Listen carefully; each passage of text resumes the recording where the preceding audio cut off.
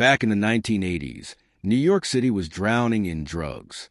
Violent crime was part of daily life, and entire neighborhoods were caught in the chaos. The NYPD and FBI found themselves locked in what felt like an unwinnable battle against ruthless drug lords, criminals who would do absolutely anything to maintain their grip on power. My name's Jim Carlstrom. I used to head the FBI's New York field office, he explains.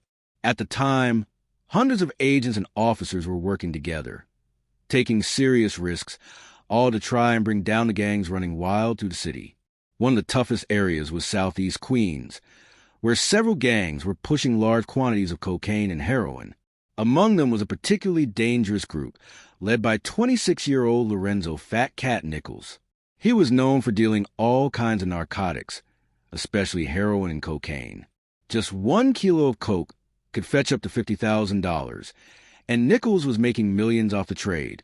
He ran his operation tightly, surrounded by close allies, many of whom were even family members.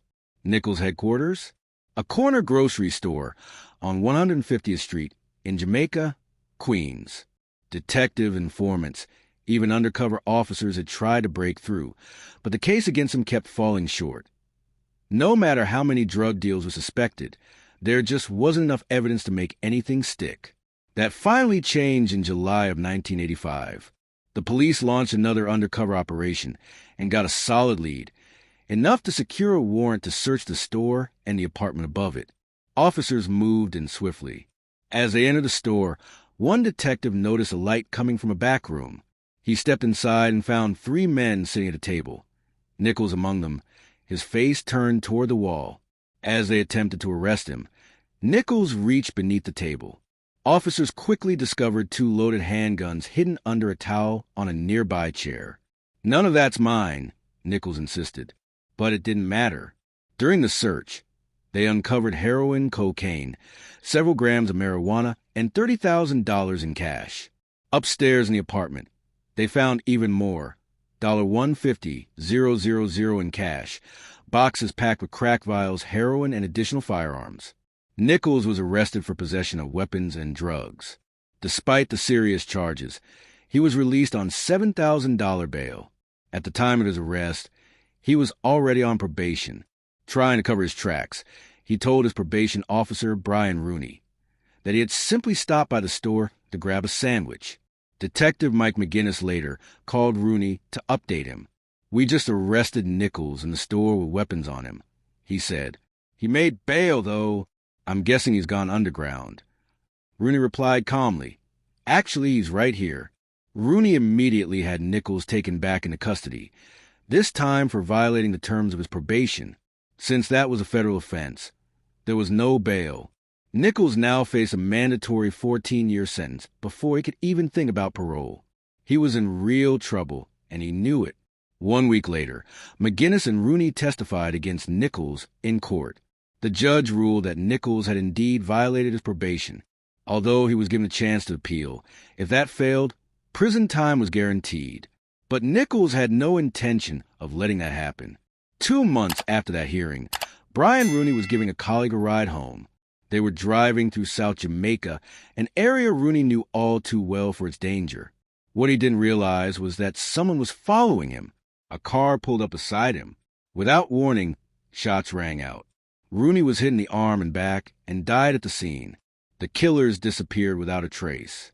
The crime scene offered almost no clues. No shell casings, no eyewitnesses. News of the murder reached McGinnis soon after. Someone from my department called me, said they shot a man on Sutphin Boulevard. He was a good guy, a committed probation officer, part social worker, part cop. That balance is rare and incredibly important in this line of work. Rooney's death will be the latest in a string of brutal killings tearing through South Jamaica. The neighborhood of South Jamaica was sinking into chaos. Rival drug gangs were locked in brutal turf wars, and murder rates in the area shot through the roof. Gunfights became so frequent that local residents were terrified to even step outside. It was clear something had to change. The NYPD decided to launch a large-scale effort called Operation Cleanup, a long-term mission focused on getting drugs and violence off the streets. Hundreds of officers from every borough joined the operation. Their target, South Jamaica, Queens, the very place where probation officer Brian Rooney had been gunned down. Detectives canvassed the neighborhood, especially around the scene of the shooting, hoping to find anyone who may have seen or heard something useful. One resident confirmed hearing about the murder of a probation officer. When pressed for details, he offered only a vague clue: 2 guys. That's all I know. Probably from Fat Cat's crew. It wasn't much, but it was something. Investigators began to suspect that Rooney's murder had been ordered by none other than Lorenzo Fat Cat Nichols himself. The theory was that it tasked 2 of his trusted men, Howard Pappy Mason and another enforcer, to take out Rooney before he could testify. Former Detective Mike McGinnis still remembers the disbelief. We couldn't believe it. The audacity to kill a probation officer like that. Maybe they figured that if Rooney wasn't around to testify, Nichols would walk free. The idea that a convicted criminal would actually order the murder of a government official just to escape prison time shocked not only law enforcement but the entire public. Howard Mason, a known associate of Nichols, was already on their radar. He and a man named Perry B. Mason had both been seen in the area the night of the murder. An anonymous caller later claimed to have seen them near Rooney's car. The very next day, an informant came forward with Mason's whereabouts. Officers tracked him down, approached him on the street, and arrested him. "I didn't do anything," Mason shouted, insisting on his rights. But the investigation quickly moved forward. During questioning, Mason admitted he had seen Rooney shortly before he was killed. He claimed he was only there to warn him, nothing more. However, police uncovered evidence that painted a different picture. It turned out Mason hadn't just seen Rooney. He was riding the car with him the night of the murder. Meanwhile, another man named Bellamy, recently released from prison, told investigators he had overheard Nichols talking behind bars about wanting to deal with a probation officer. That conversation, according to Bellamy, set the murder in motion. Bellamy was charged with aiding and abetting the murder. Shortly after, police moved in on Howard Pappy Mason. They found him armed with a loaded .22 caliber Derringer pistol. He was officially charged with both murder and illegal possession of a firearm. Despite the arrests, investigators still didn't have enough to directly link Fat Cat Nichols to Rooney's murder. As they dug deeper for more evidence, Nichols' empire continued to grow in the background. By 1987, the drug scene in New York had become a full-blown crisis. A new, dangerously addictive substance, crack cocaine, flooded the streets. "I had never seen anything like it," said Special Agent F. David, who handled drug cases in the city. "You could stretch a small amount of cocaine with cheap ingredients and suddenly make thousands of dollars." Crack was cheap, just $2 a hit, and incredibly addictive. In struggling working-class neighborhoods like South Jamaica, it was a gold mine for dealers. But the consequences were devastating. Addicts, desperate for their next fix, resorted to theft, burglaries, and muggings to get money. Crime exploded. In response, the NYPD upgraded Operation Cleanup to a more focused initiative, Operation Queens. Earlier in the decade, a special task force had already been formed to combat organized drug crime. This multi-agency unit brought together the FBI, NYPD, DEA, and other law enforcement groups with one goal: take down the drug bosses and dismantle their networks. Among the agents on that task force was Richard Martinez, a veteran who understood just how dangerous these operations could be. The task force assembled to tackle the drug epidemic was a combined effort of the FBI, NYPD, DEA, and other federal and state agencies. They split into multiple units, each with a different target. Their mission: take down the crack, heroin, and cocaine dealers fueling the crisis. Each gang that was dismantled brought some peace to the neighborhoods, one arrest at a time. In South Jamaica, Queens, drug dealers are becoming rich quickly. But those huge profits sparked intense rivalries and brutal violence. By late 1987, almost half of New York City's major crimes were tied to crack cocaine. In October that year, a taxi driver was murdered simply for agreeing to testify about a shooting she witnessed.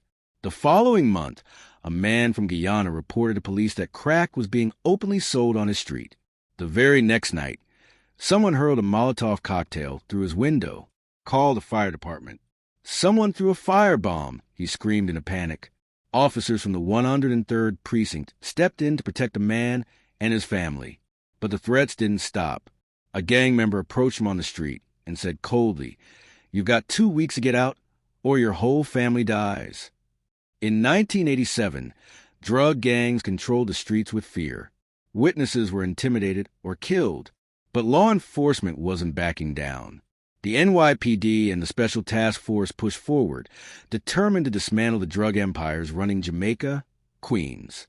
Between October 1987 and January 1988, police arrested more than 2,000 people for drug possession and trafficking. One of the people taken into custody was Thomas Mustafa Gotbold, a known associate of Nichols. He was caught threatening the same Guyanese witness. On February 24th, Howard Pappy Mason, who had already been a suspect in Brian Rooney's murder, was finally convicted on weapons charges. A day later, Lorenzo Nichols was sentenced to 25 years in prison for 11 counts of drug and weapons violations.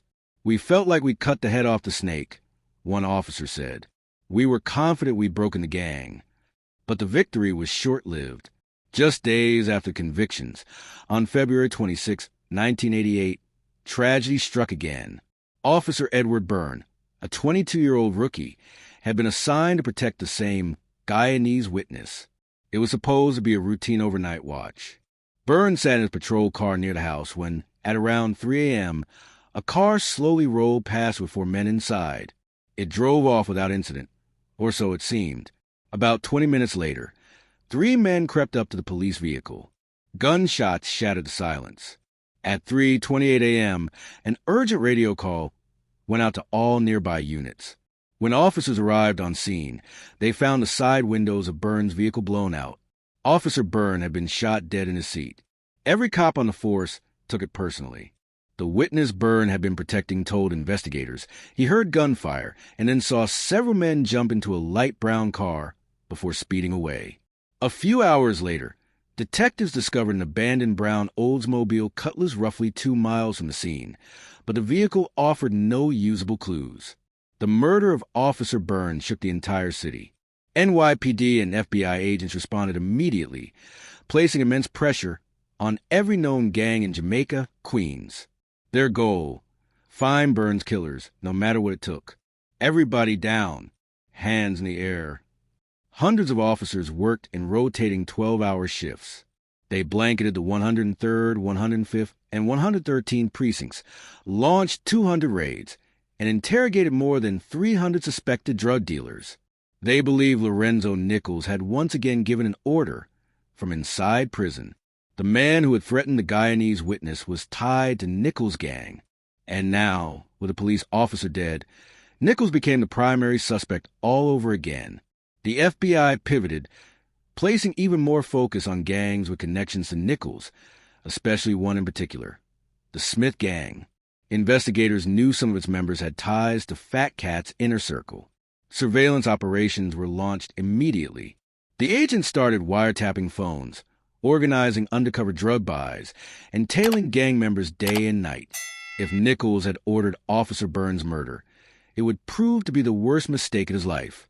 The full weight of federal law enforcement was now coming down on him and his entire criminal enterprise. When Officer Edward Byrne was killed in cold blood while protecting a witness, it shocked the entire city. The young cop, just 22 years old, became a symbol of the brutal toll the drug war was taking. On February 29, 1988, he was laid to rest. Over 10,000 officers from across the country came to pay their respects. His murder sent a clear message, but it also sparked outrage. "Anyone who kills a cop won't get away with it," declared the mayor of New York. A citywide manhunt began, and authorities offered a reward for any leads. At first, it was a modest amount, but as public fury grew, the reward ballooned to $130,000. Special Agent David Higgins put it bluntly: shootings had become so common, innocent people were getting caught in the crossfire. Kids were dying. It had to stop. The NYPD set up a special hotline. Within 8 hours, they received 400 calls. One of them came from an anonymous informant who claimed he knew exactly who had pulled the trigger. Detectives arranged to meet with the tipster. He revealed that the man behind the killing was already a suspect in a previous crime. The team followed the lead and ended up at a relative's apartment, where they met a witness who had first-hand knowledge of the murder plot. He wasn't just guessing. He had been in the room when it was planned, and he knew who gave the order. According to this witness, just hours after his conviction, Howard Pappy, Mason called one of his dealers, a man named Philip, from behind bars. The very next day, Mason's crew, Todd Scott, David McClary, and another associate, met at an apartment just blocks from where Officer Byrne was murdered. The witness remembered it clearly. Their boss was furious, he said. He wanted to send a message. The three men even drew straws to decide who would fire the shots. It was Scott, who ended up with the role of shooter. The plan was set. Byrne's fate was sealed. The morning after the killing, Scott allegedly bragged about what he had done. But instead of the $8,000 he'd been promised, he only received a few $100. Still, he described everything. How they picked their target, how it went down. Turns out, Officer Byrne wasn't chosen for who he was, just for the uniform he wore. He was simply the cop assigned to that corner that night. The message was meant for the NYPD. We're not afraid of you. To a drug dealer, reputation is everything. If word gets out that you're soft or don't fight back, your days in the game are numbered. That's why Mason gave the order. He wanted the cops and everyone else to know he wasn't backing down. The murder shook law enforcement across the board.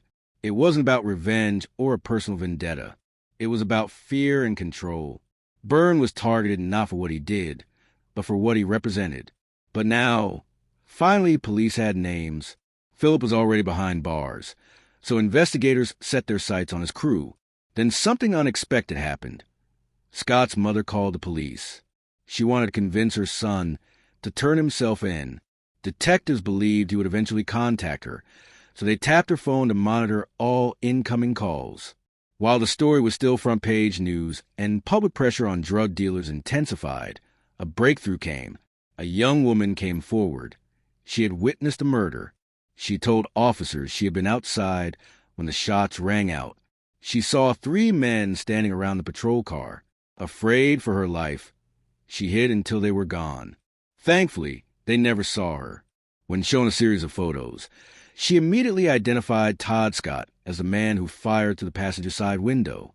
She also recognized David McClary as the one who shot from the driver's side. The third man, Selland, had been standing just behind McClary. Now, the police had an eyewitness, but they still needed to find the suspects. One day after tapping Scott's mother's phone, they traced a call to one of Howard Mason's houses in Queens Village. On March 3rd, nearly a week after the murder, detectives closed in. Freeze! Hands behind your back, slowly. They arrested Todd Scott on the spot. During the search of the home, they found him hiding in the basement. The following day, David McClary also turned himself in. His mother brought him to the police station personally. Out of the four suspects, he was the only one without a criminal record. But as the investigation unfolded, their stories began to clash. Each man pointed the finger at the other. David McClary admitted that he fired 5 shots from the driver's side of the patrol car. Philip Copeland, another suspect, was standing just behind him. All 4 men involved were now facing murder charges. But one key question still lingered. Was this brutal attack solely Howard Mason's idea, or had Lorenzo Fat Cat Nichols been pulling the strings from behind the scenes? The NYPD and FBI considered both Mason and Nichols as primary suspects in the killing of Officer Byrne. While the city's police force handled the local murder investigation, federal authorities launched a separate probe into Nichols' vast drug network. It became clear to them that taking down the gang leaders was enough. To truly stop the violence, they needed to dismantle the entire operation from the inside out. At the height of his power, Nichols was making over $20 million a year. Informants told investigators that his base of operations was a fast food joint called Big MCD in Laurelton, Queens. With a judge's approval, agents got access to the restaurant's phone records to map out communication within the gang. The FBI set up surveillance and went undercover. But Nichols' crew was sharp. They had picked up on the police attention and started getting nervous. Soon after, they moved their headquarters to a new location. That's when agents turned their focus toward Nichols' family. A week after Officer Burns' murder, police raided the home of Nichols' sister. They had reason to believe she played a major role in coordinating drug pickups and sharing information. Her phone was a gold mine. She regularly spoke to Nichols and at least a dozen drug dealers. Everything seemed to go through her. The irony? She was paranoid about being bugged, constantly warning people not to say anything over phone. But then, she'd leave the receiver off the hook and keep talking anyway. Thanks to those wiretaps, the FBI overheard a key conversation between Nichols and his sister. They were discussing Howard, Pappy Mason, and the murder of Officer Byrne. Nichols claimed he didn't know why Mason did it. He just knew Mason was known for his violent outbursts. Nichols even said he wanted nothing more to do with him because he was attracting too much heat from law enforcement. That moment was crucial.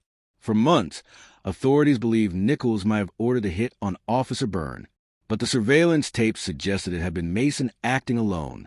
Later on, this theory was confirmed by cooperating witnesses. Apparently, Mason felt disrespected by the police, so he ordered the killing to make a statement, to remind everyone on the street who was in charge. Nichols, meanwhile, kept managing his empire from behind bars. Despite being incarcerated, he was still giving orders. Every week, one or two of his top lieutenants would visit him in jail to receive direction on how to keep the business running.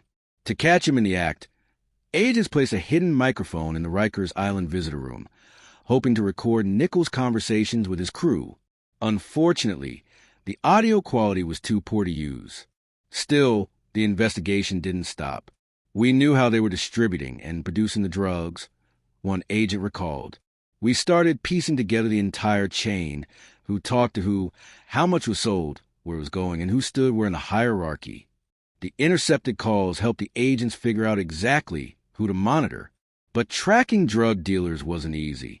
Most of them were street smart, constantly scanning their neighborhoods for cops or surveillance teams. Many would watch entire blocks for hours before making a single move. Once the FBI gathered enough intel, they went to the district attorney and laid it all out. After 5 intense months, it was finally time to make arrests and flip suspects into informants. They had enough to begin issuing warrants, both for searches and arrests. With enough evidence gathered from months of surveillance and wiretaps, Special Agent Richard Martinez and his team were finally ready to strike. They had secured warrants for arrests and searches, confident they had what they needed to bring down Fat Cat Nichols' drug empire once and for all. But timing was everything. By August, after 5 relentless months of investigation, the district attorney gave the green light. The plan? A massive, high-risk operation targeting 20 different locations tied to the gang. The jury would need 3 key things to convict: the testimony of an insider, detailed records of gang activity, and undeniable physical evidence: guns, drugs, money. Warrants were issued for 38 individuals. The goal wasn't just to arrest them, it was to flip some into cooperating witnesses. If the jury saw that informants, surveillance logs, and hard evidence all told the same story, the verdict would be a no-brainer: guilty. The agents prepped everything carefully. Each officer involved in the raids was briefed on the risks. These weren't ordinary arrests. Raids like these could turn violent in seconds. To minimize danger, they moved in teams and always went armed. August 11, 1988. The mission was a go. Search and arrest teams deployed across Jamaica, Queens. Everyone had a role. Everyone had a target. The gang had no idea it was coming. Hands up, don't move. You're under arrest. At one raid site, Nichols' sister was taken by surprise. Furious, she screamed, "My son has nothing to do with this." But the officers kept going. Even Nichols and Mason's mothers were found to be involved. In one of their homes, agents discovered a kilogram of crack cocaine and a loaded firearm. Across the neighborhood, dozens of gang members were arrested. In homes and stash houses, they uncovered weapons, packaging supplies, piles of cash, and kilograms of crack cocaine. Lorenzo Fat Cat Nichols and Howard Pappy Mason were both officially charged with serious drug offenses, while already incarcerated. They were unlikely to ever walk free again. In total, 30 suspects were arrested and 5 properties were searched during the coordinated sweep. Nichols' sister and several top-ranking members of the organization agreed to cooperate with authorities. The once thriving multimillion-dollar drug ring was dismantled. Ironically, it was the murder of Officer Edward Byrne, an act Nichols didn't even authorize, that ultimately led to the gang's destruction. But the fallout was swift and severe. Each member of Nichols' crew who faced charges ended up behind bars. In 1992, Lorenzo Nichols finally confessed to ordering the hit on his probation officer, Brian Rooney. Initially, he had only wanted Rooney injured, but his men panicked during the attack and killed him.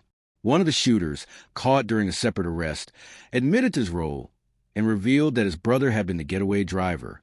As for Howard Mason, a witness claimed to have seen him pull the trigger during Rooney's murder as well. The joint anti-drug mission by the NYPD and the FBI sent a powerful message. Violence wouldn't save you, not in New York. Sooner or later, you'd end up in court. And that message seemed to get through. Throughout the 1990s, New York City and other major American cities saw a dramatic drop in crime rates. Many credit the painstaking work of agents and officers during that era. Brian Rooney's name now rests on a memorial for probation officers killed in the line of duty. A foundation was created in Officer Edward Byrne's honor. Their legacy? They helped take down a brutal drug gang that once threatened the very city they vowed to protect.